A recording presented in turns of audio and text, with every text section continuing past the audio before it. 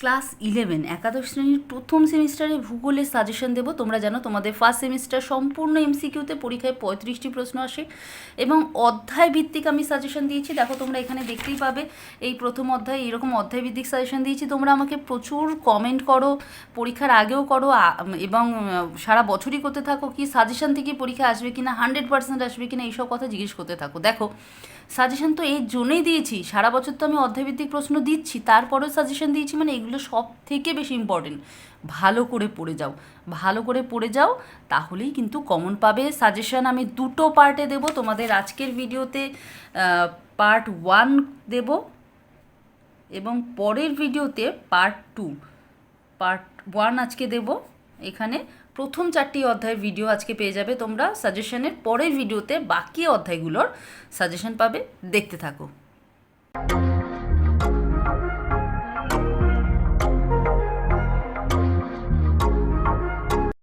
প্রথম ইউনিট থেকে প্রথম অধ্যায় শাস্ত্র হিসেবে ভূগোল থেকে প্রথমে রয়েছে প্রদত্ত শাখাগুলি কোন ভূগোলের অন্তর্গত। মানে এইখানে এতগুলি 7টি শাখা রয়েছে, এটা কোন ভূগোলের অন্তর্গত? প্রাকৃতিক ভূগোলের। মানচিত্র অঙ্কন পদ্ধতি ভূগোলে যে শাখায় আলোচিত হয় তা হলো কার্টোগ্রাফি। ভূমিরূপবিদ্যার জনক হলেন মরিস ডেভিস। আটকুণ্ডে গ্রন্থের লেখককে রিটার। তোমাদের তো অবশ্যই 4টে অপশান থাকবে পরীক্ষার সময়, তবুও এইভাবে মুখস্থ করো। সাজেশানে 4টে করে অপশান দাও মানে অনেক বড় হয়ে যাবে ভিডিও। যাই হোক, উত্তরটা জানলেই কিন্তু তোমরা 4টের মধ্যে থেকে সঠিকটা বেছে নিতে পারবে। কার্টোগ্রাফি এর নিয়ম মেনে প্রথম মানচিত্র অঙ্কন করেন টলেমি। প্রদত্ত কোন বিষয়ে জিজ্ঞাসা চিহ্ন চিহ্নিত স্থানে বসবে। এখানে কোনটা বসবে? প্রাকৃতিক ভূগোল আর মানবীয় ভূগোলের সংযুক্ত যে ভূগোল সেটা হলো পরিবেশ ভূগোল। ভূগোলের জনক, ফাদার অফ জিওগ্রাফি বলা হয় এরাটোস্থেনিসকে। পৃথিবীর মানচিত্র প্রথম অঙ্কন করেন অ্যানাক্সিমেন্টার। কসমস গ্রন্থের রচয়িতাকে হামবোল্ড। মানচিত্র অঙ্কন, প্রস্তুত এবং অধ্যয়ন যিনি করেন তাদের কি বলা হয়? কার্টোগ্রাফার। ভূগোল শাস্ত্রের মূল বিষয় হলো মানুষ প্রকৃতির সম্পর্ক। আধুনিক ভূগোলের জনক হলেন আলেকজান্ডার ভন হামবোল্ড, তোমরা হামবোল্ড বলেই জানো, আর কার্ল রিটার। জিওগ্রাফি শব্দটি সর্বপ্রথম ব্যবহার করেন এক গ্রিক পণ্ডিত যার নাম হলো এরাটোস্থেনিস। এখানে স্তম্ভ মেলাও আছে, এইরকমই পরীক্ষায় তোমাদের আসবে এবং নিচে 4টে অপশান দেওয়া থাকবে। হ্যাঁ, এ বি সি ডি করে। এখানে যেই অপশানটা ঠিক সেটাই আমি লিখে দিয়েছি, মানে 1-এর সাথে ডি হবে, 2-এর সাথে সি হবে, 3-এর সাথে এবং 4-এর সাথে বি হবে। একই রকম আরেকটা স্তম্ভ মেলাও দেখো। এগুলো যদি তোমরা ঠিক করে নিতে পারো তাহলে কিন্তু এরম দাগ দিয়ে করে নেবে তোমরা। যেমন 1-এরটা সি, কসমস কে লিখেছেন? হামবোল্ড। আচ্ছা, এরকম করে যদি তোমরা দাগিয়ে নাও তাহলে এক একটা স্তম্ভ থেকে কিন্তু 4টে করে প্রশ্ন মুখস্থ হয়ে যাবে। এরকম করে দাগিয়ে নিয়ে তারপরে আটকুণ্ডে দেখো, আটকুণ্ডে এই রিটার, এরমভাবে দাগিয়ে নিয়ে তোমরা পড়বে। এরপরে দেখো আর একটা স্তম্ভ মেলাও রয়েছে এখানে, এটাও এই অপশানগুলো দিয়েই দেওয়া হয়েছে। পরীক্ষার সময় বারবার বলছি 4টে অপশান থাকবে, আমি যেহেতু ভিডিওটা অনেক বড় হয়ে যাবে সেই কারণে যেটা সঠিক সেটাই দিয়ে দিয়েছি। এবার ইউনিট 2 শুরু হয়ে গেল। ইউনিট 2 এর দুটো অংশ আছে, তার মধ্যে প্রথম অংশ সময়ক্রম অনুসারে পৃথিবীর উৎপত্তি সংক্রান্ত মতবাদগুলি ক্রমান্বয়ে সাজালে হয়। এখানে দেখো মতবাদগুলোর দেওয়া রয়েছে: নীহারিকা মতবাদ, গ্যাসীয় মতবাদ, জোয়ারি মতবাদ, মহাবিস্ফোরণ মতবাদ, গ্রহাণুপুঞ্জ মতবাদ। এগুলোকে পরপর সাজালে কোনটা হয়? প্রথমে 2 নম্বর হয়, তারপরে 1 নম্বর হয়, এইভাবে পরপর সাজানো হবে এবং এরম অপশান থাকবে পরীক্ষার সময় অনেকগুলো, তার মধ্যে থেকে তোমাকে সঠিক অপশানটা বেছে নিতে হবে। আমি ঠিকটা দিয়ে দিয়েছি।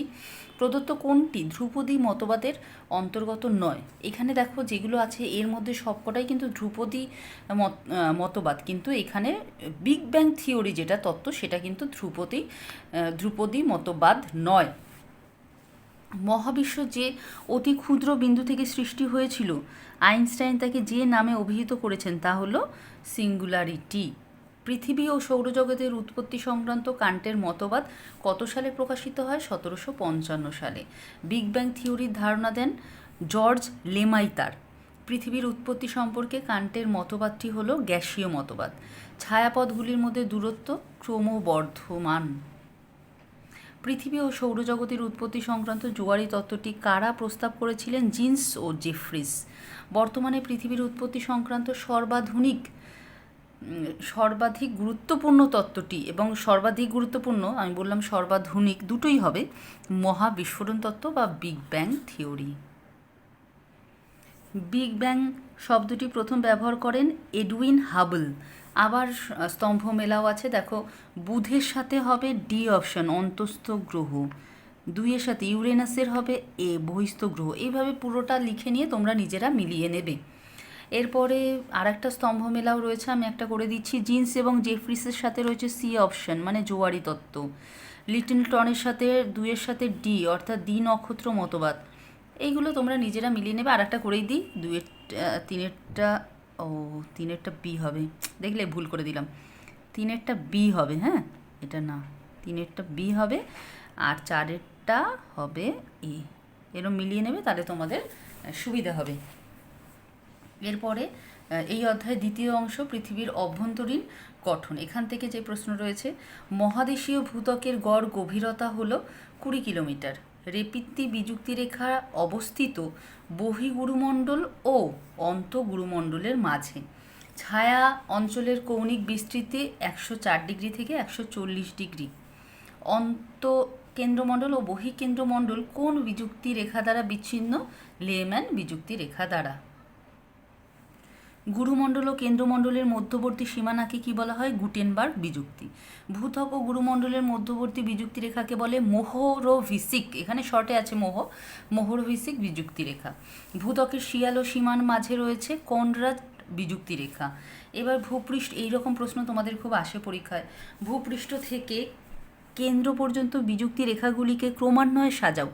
কোনটা কোনটা আগে পরে হবে? দেখো 2 নম্বরেরটা প্রথমে হবে, মানে ওপর থেকে নিচের দিকে পৃথিবীর কেন্দ্রের দিকে কিভাবে পরপর অবস্থিত। দেখো এইভাবে পরপর 2-এরটা প্রথমে, তারপরে 5-এরটা, এটা নিশ্চয়ই তোমরা বুঝতেই পারবে। এরপরে ওই বিবৃতি আর কারণ থাকে না, সেই রকম বিবৃতি কি রয়েছে? পৃথিবীর স্তরযুক্ত কাঠামো আছে, এটা ঠিক কথা। এর কারণ বলছে পৃথিবী পৃষ্ঠ থেকে যত পৃথিবীর অভ্যন্তরে অর্থাৎ পৃথিবীর ওপর থেকে যত কেন্দ্রের দিকে যাওয়া যায় তত পদার্থের ঘনত্ব কমতে থাকবে না। ঘনত্ব তো যত কেন্দ্রের দিকে যাওয়া যায় বাড়ে। তার মানে কি এ সঠিক কিন্তু আর ভুল। প্রথম লাইন ঠিক কিন্তু দ্বিতীয়টা ভুল। এই অপশানটা ঠিক। পরীক্ষায় আরও 3টে অপশান থাকবে কিন্তু এটাই সঠিক অপশান। এরপরে আবার রয়েছে স্তম্ভ মেলাও, বারবার বলছি না, তো নিচে মেলানো আছে, এটা দেখে নেবে তোমরা। এবার 3 নম্বর অধ্যায় চলে আসছে। 3 নম্বর অধ্যায় রয়েছে অন্তর্জাত প্রক্রিয়া। 3 নম্বর অধ্যায়ের পয়েন্ট 1 মানে কি 3 নম্বর অধ্যায়ের আরও অনেক কিছু আছে, পয়েন্ট 2 হবে। তো যাই হোক, অন্তর্জাত প্রক্রিয়ার প্রথম যেটা রয়েছে, পৃথিবীর ব্যাসার্ধ বরাবর কার্যকরী আলোড়নকে কি বলা হয়? মহীভাবক আলোড়ন। আফ্রিকার বিখ্যাত রিফট ভ্যালি কোন আলোড়নের ফলে সৃষ্ট মহীভাবক আলোড়নের ফলে। সমুদ্রপৃষ্ঠের উত্থান ও পতনজনিত আলোড়নকে কি বলা হয়? ইউস্ট্যাটিক আলোড়ন। মহীভাবক আলোড়ন কাজ করে উলম্বভাবে। যে ধরনের শক্তির মাধ্যমে মহাদেশ গঠিত হয় সেটি হলো অন্তর্জাত শক্তি। অনুভূমিকভাবে বা স্পর্শক বরাবর কার্যকরী ভূগাঠনিক আলোড়নের সঙ্গে যুক্ত হয় এমন একটি প্রক্রিয়া হলো গিরিজনী আলোড়ন। প্রদত্ত কোনটি গিরিজনী আলোড়নের সঙ্গে যুক্ত? দেখো 4টে অপশান তো থাকবে, তার মধ্যে এটা ভঙ্গিল পর্বত উত্তর হবে। এরপরে ওই যে বিবৃতি আর কারণ, হিমালয় পর্বত ক্রমাগত উত্থিত হচ্ছে, তার কারণ হিসেবে বলা হচ্ছে হিমালয় অঞ্চলে সমস্থিতিক আলোড়ন ক্রিয়াশীল। কি হবে? এ এবং আর দুটি সঠিক, আর এর সঠিক ব্যাখ্যা ঠিকই আছে, দুটোই ঠিক, এবং এটা রিজন কারণ হিসেবে ঠিকই আছে। কোনটি মহীভাবক আলোড়নের ফলে সৃষ্ট ভূমিরূপ? এর মধ্যে অনেকগুলো অপশান আছে, 4টে অপশান আছে, এর মধ্যে থেকে মহীভাবক আলোড়নের ফলে সৃষ্ট হয়েছে দেখো 3 নাম্বার রয়েছে, 4 নাম্বার রয়েছে আর 1 নাম্বার। তাহলে কি 2 নাম্বার শুধুমাত্র মহীভাবক আলোড়নের ফলে তৈরি হয়নি, কারণ হিমালয় পর্বত মানে ভঙ্গিল পর্বত গিরিজনী আলোড়নের ফলে সৃষ্টি হয়। এরপরে এই অধ্যায়ের মধ্যেই রয়েছে, দেখো অধ্যায় ভিত্তিক আমি সাজেশন দিচ্ছি, এবং অধ্যায়ের মধ্যেই রয়েছে আগ্নেয়োচ্ছ্বাস বলে আরেকটা পার্ট। প্রদত্ত কোনটি একটি জীবন্ত আগ্নেয়গিরি? ভিসুভিয়াস। প্রদত্ত কথাটা কেন লেখা? কারণ 4টে অপশান থাকবে, তার মধ্যে থেকে এটা ঠিক জীবন্ত আগ্নেয়গিরি। দাক্ষিণাত্য মালভূমি কী ধরনের অগ্নুদ্গমনের ফলে সৃষ্ট? বিদার অগ্নুদ্গমনের ফলে। রানীগঞ্জ কয়লা খনি হলো ড্যাশ শিল মানে শিলের মতো গঠিত রয়েছে, মানে অনুভূমিকভাবে। পরে একটা ছবি পাবে তোমরা এই সাজেশানেই থাকবে, দেখে নিও। ভাতযুক্ত শিলাস্তরে ঊর্ধ্বভঙ্গে ও অধোভঙ্গে ম্যাগমার সঙ্গত উদ্বেদকে কি বলে? ফ্যাকোলিথ। উত্তর লেন্সেনায় উদ্বেধী অবয়বকে কি বলে? ল্যাকোলিথ। উলম্ব আগ্নেয় উদ্বেদকে কি বলে? ডাইক। ম্যাগমা শিলাস্তরে সমান্তরাল ফাটলের মধ্যে জমাট বাঁধলে তাকে বলে শিল। এই যে রানীগঞ্জের কথা বলেছিলাম শিল, এটাও হচ্ছে শিল সেই রকমই। ভূমধ্যসাগরের আলোকস্তম্ভ নামে পরিচিত কোনটি? স্ট্রম্বলি। 10 সহস্র ধূম্র উপত্যকা কোথায় দেখা যায়? ভ্যালি অফ 10,000 স্মোক কোথায় দেখা যায়? আমেরিকা যুক্তরাষ্ট্রের আলাস্কায়। ম্যাগমার ঊর্ধ্বমুখী প্রবাহকে কি বলে? প্লিউম বলে। এই যে আরেকটা রয়েছে স্তম্ভ মেলাও, এখান থেকে তোমরা মিলিয়ে নিলেই পারবে। একেরটা হবে ডি, দুইয়েরটা সি, তিনেরটা বি এবং চারেরটা এ। এইভাবে মিলিয়ে নিয়ে পড়বে তোমরা। দেখো একটু আগে বলেছিলাম না শিলের, এই যে শিলের ছবি পেয়ে যাবে। দেখো এটা এরকম শিলাস্তরের মধ্যে যদি এরকম অনুভূমিকভাবে গঠিত হয় তখন তাকে শিল বলে, এরকম উল্লম্বভাবে ডাইক বলে। আর যদি এই রকমভাবে লেন্সের আকারে হয় তাহলে ল্যাকোলিথ বলে, কিন্তু এটা ভুল আছে, এইটা ভুল আছে। সেই কারণে দেখো প্রদত্ত চিত্র থেকে বিবৃতিগুলো সত্য মিথ্যা নির্বাচন করো। চিত্র 1 সত্য, 2 সত্য, 3 সত্য, কিন্তু 4এরটা ঠিক নেই। হ্যাঁ, এটা ঠিক না, এটা ঠিক, এটা ঠিক, এটা ঠিক। এরপরে ভূমিকম্প থেকে যেগুলো পড়বে সাজেশন দিচ্ছি যেগুলোর, নিম্নলিখিত কোনটি সুনামির জন্য দায়ী নয়? মৃত্তিকা ক্ষয়।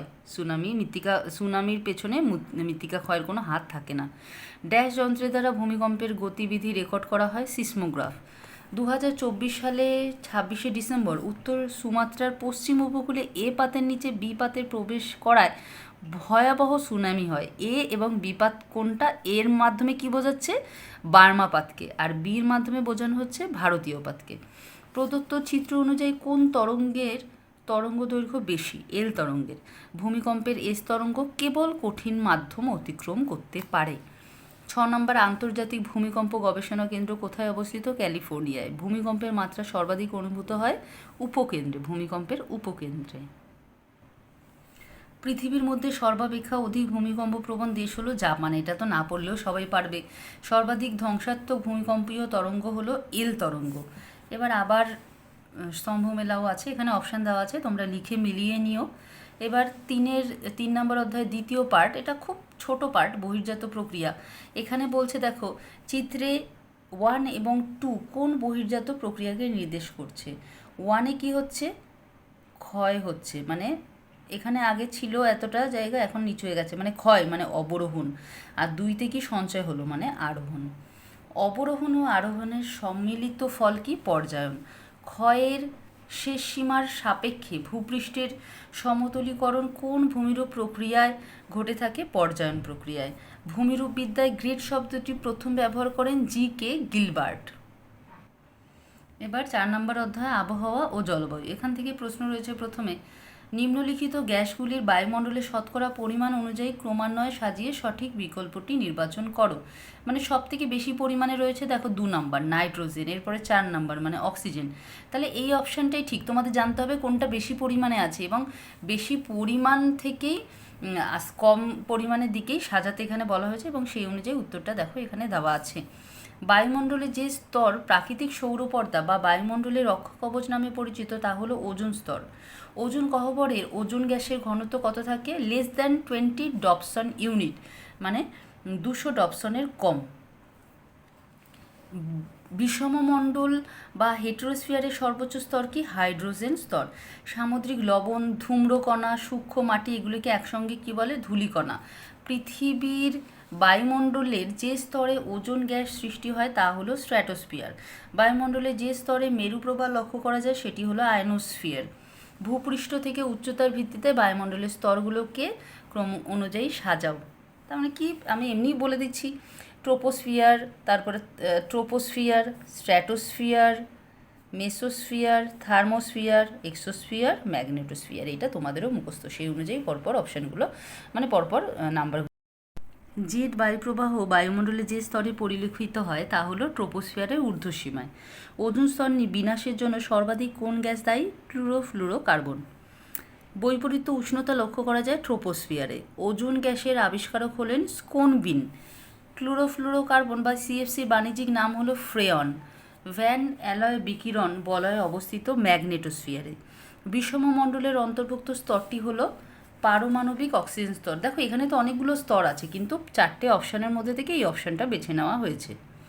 বায়ুমণ্ডলে ওজোন গ্যাসের ঘনত্ব পরিমাপক একককে বলে ডবসন। মেসোস্ফিয়ারে গ্রীষ্মকালে ড্যাশ নামের হালকা মেঘ দেখা যায় নৈশদ্যুতি নামে। উল্কাপিণ্ড পুড়ে ছাই হয় যে স্তরে, সেটি হলো মেসোস্ফিয়ার। এটা ইম্পর্টেন্ট প্রশ্ন। আন্তর্জাতিক ওজোন স্তর সুরক্ষা দিবস কবে পালিত হয়? 16ই সেপ্টেম্বর। এবার দেখো ছবিটা, দেখো চিত্র। প্রদত্ত চিত্রটি কোন বায়ুমণ্ডলীয় অবস্থাকে বোঝায়? বৈপরীত্য উত্তাপ। কেন বৈপরীত্য উত্তাপ? কেন? যত দেখো উচ্চতা বৃদ্ধি পাচ্ছে উষ্ণতা কমছে। সাধারণত কি হয়, উচ্চতা বৃদ্ধির সাথে সাথে উষ্ণতা কমে, কিন্তু এক্ষেত্রে দেখা যাচ্ছে উচ্চতা বৃদ্ধির সাথে উষ্ণতাও বেড়ে যাচ্ছে, অর্থাৎ এইটাকে বৈপরীত্য উত্তাপ বলে। এরপরে দেখো আর একটা বায়ুমণ্ডলীয় গ্যাসীয় উপাদান রয়েছে, পরিমাণ রয়েছে শতকরা হিসাবে, এবং ওই ম্যাচিং স্তম্ভমেলাও দিয়েছে, এবং তারপরেও আর একটা স্তম্ভমেলাও রয়েছে। এখানে দাগ নাম্বারটা 22 হবে। এই ঠিক আছে। তাহলে এখানে তোমাদের 4 নম্বর অধ্যায়, চতুর্থ অধ্যায়ের সাজেশন শেষ হলো। দ্বিতীয় পার্টে আমি বাকিটুকু দেবো। আমি আগেই বলেছি যে প্রথম পার্টে, দুটো পার্টে আমি সাজেশন দিচ্ছি। প্রথম পার্ট এখানেই শেষ হলো, দ্বিতীয় পার্ট এর পরের ভিডিওতেই তোমরা দেখে নেবে। দ্বিতীয় পার্ট পঞ্চম অধ্যায় মানবিক ভূগোল থেকে শুরু হবে এবং নবম অধ্যায় পর্যন্ত ওখানে পেয়ে যাবে। তাহলে এইখানে যে সাজেশনগুলো দিলাম ভালো করে পড়ো, এগুলো পড়বে ভালো করে। তোমরা সাজেশন নিয়ে একটা কথা খুবই জিজ্ঞেস করো, আসবে কি না সব পরীক্ষায়। পড়ো ভালো করে, এমন সাজেশন দিয়েছি যাতে পরীক্ষায় আসে, তার জন্যই তো দেওয়া। ভালো করে পড়ো। তাহলে আজকের জন্য এই প্রথম পার্টটা শেষ করলাম। খুব তাড়াতাড়ি পরের ভিডিও নিয়ে আসতে চলেছি।